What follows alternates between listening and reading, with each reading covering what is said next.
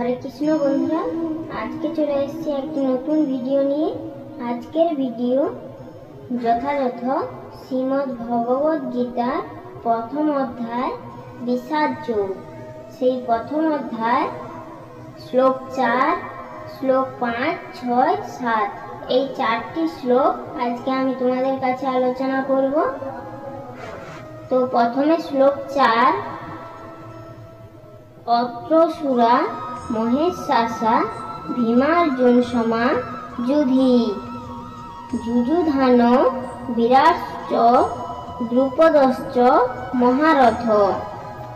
শ্লোক 5, ধৃষ্টকেতুশ্চেকিতান কাশীরাজশ্চ বীর্যবান পুরুজিৎ কুন্তিভোজশ্চ শৈবশ্চ নরপুঙ্গব।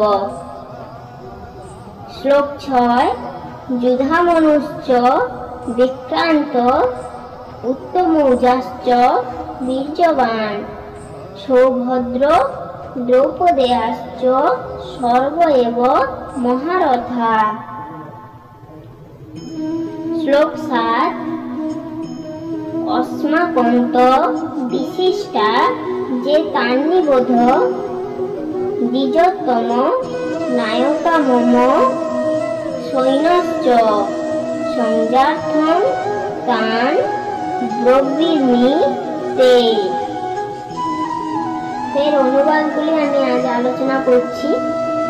এই সমস্ত শ্লোক 4-এর অনুবাদ হচ্ছে, এই সমস্ত সেনাদের মধ্যে ভীম ও অর্জুনের সমকক্ষ অনেক বীর ধনুর্ধারী রয়েছেন এবং যুযুধান, বিরাট ও দ্রুপদের মতো মহাযোদ্ধা রয়েছেন। এর তাৎপর্য হলো, যদিও সামরিক কলা কৌশলে দ্রোণাচার্যের অমিত শক্তির সম্মুখে ধৃষ্টদ্যুম্ন ছিলেন এক অতি নগণ্য প্রতিবন্ধক, কিন্তু আরো অনেকেই ছিলেন যারা ভয়ের কারণ ছিলেন।